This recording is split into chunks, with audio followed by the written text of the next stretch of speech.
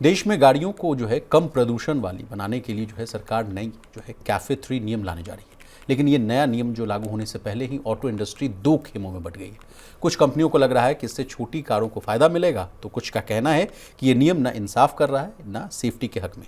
हालात ऐसे बन गए हैं कि कार कंपनियां अपनी बात लेकर सीधे प्रधानमंत्री कार्यालय यानी पीएमओ तक पहुंच गई हैं। सर, अब यहाँ किस बात को लेकर रार है, ये भी आप समझाइए। नहीं, देखिए, बहुत वक्त से ये कैफ़े नॉर्म्स को लेके एक रस्साकसी चल रही है और प्राइमरी तौर पर दो खेमे जो बटे हुए हैं, उसमें एक तरफ आपकी मारुति सुजुकी है और दूसरी तरफ बाकी की सारी कंपनियां हैं जी।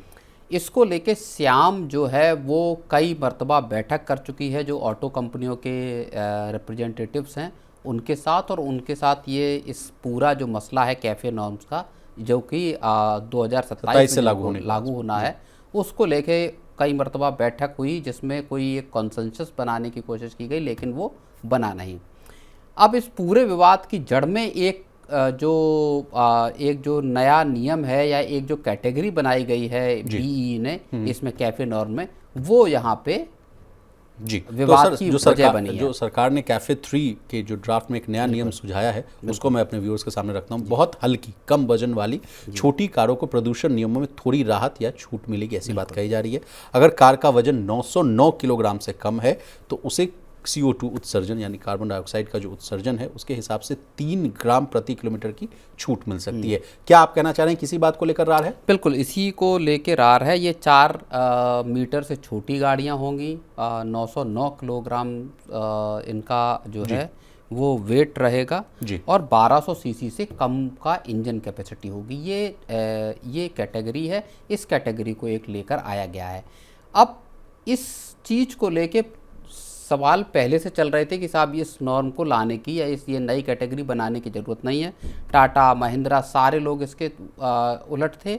अब जो है वो JSW, MG मोटर ने और टाटा मोटर्स ने इसको लेके पीएमओ को चिट्ठी भेज दी कि साहब ये जो कैटेगरी है ये मारुति को या किसी एक खास कंपनी को ज़्यादा सहूलियत देती है, एक बात। दूसरी बात यहाँ पे बड़ी कही जा रही, वो ये कही जा रही कि जब हम कंज्यूमर या जो पैसेंजर सेफ्टी की बात करते हैं, वहाँ पे इतने हल्के या कम वजन की गाड़ी को लेकर आना सेफ्टी के साथ खिलवाड़ होगा, ये नहीं होना चाहिए। ये एक बड़ा मसला है और सारी कंपनियों को एक बराबर रखा जाना चाहिए। एक और बड़ी बात, जब उन्होंने कहा कि हम उत्सर्जन को लेकर इतने प्रयास कर रहे हैं, ईवी पे शिफ्ट करने की बात कर रहे हैं, ऐसे वक्त पर इस तरह की गाड़ियों को कम वजन वाली या उत्सर्जन के नॉर्म्स में उनको ढील देने की जो छूट है वो नहीं मिलनी चाहिए। तो ये इसको लेके अब एक रार तकरार जो है वो बनी हुई है। लेकिन प्रवीण सर, इसमें ईवी को नुकसान होने की भी बात कही जा रही है। कहा जा रहा है कि इलेक्ट्रिक गाड़ियां जो है बैटरी की वजह से भारी होती हैं, वजन आधारित नियम से जो है ईवी को नुकसान हो सकता है। इससे भारत का जो है 2030 तक जो सपना है 30% तक ईवी का जो टारगेट को प्राप्त करने का, अब वो भी प्रभावित हो सकता है, ये भी तर्क दिया जा रहा है सर। बिल्कुल, तो यही बेसिकली मसला ये है कि मारुति की कारें, जो छोटी कारें हैं जिसके लिए मारुति को जाना जाता है, वो गाड़ियां हल्की हैं, कम वजन की हैं और उनके ज़रिए मारुति 50% मार्केट को कैप्चर भी करती है। मारुति का अगर मार्केट कैप 50% है तो उसकी एक बहुत बड़ी वजह है छोटी गाड़ियों में उसकी पूरी तरह से जो है एक छत्र उसका राज है मारुति का। ये सारी कंपनियां, बाकी के जो ऑटोमेकर्स हैं, ये चाहते हैं कि मारुति का जो छोटी कारों का जो वर्चस्व है उसको तोड़ा जाए।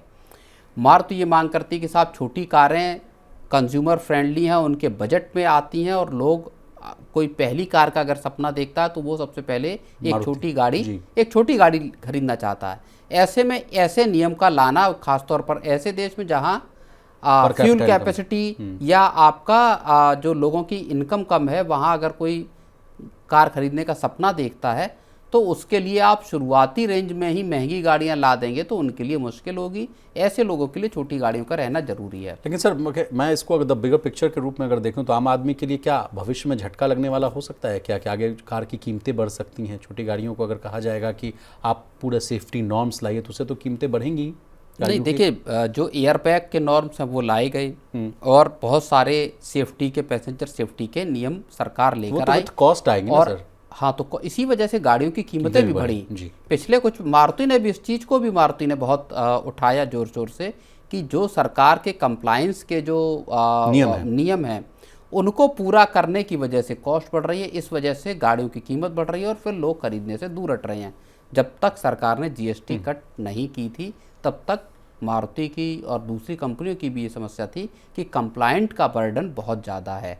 तो अब अगर आप सेफ्टी बढ़ाएंगे तो कॉस्ट बढ़ेगी तो फिर लोगों पर उसका वजन पड़ेगा। तो मारुति इसके उलट थी, लेकिन चूंकि जीएसटी कट हुआ तो एक बार फिर से छोटी कारें सुर्खियों में या एक बार फिर से मेन स्ट्रीम में आती हुई दिखाई दे रही हैं। जी, अब देखना होगा सर कि पीएमओ की तरफ से क्या आती है बात सामने, किसकी जीत होती है, छोटी कारों की जीत होती है कि बड़ी गाड़ियों की।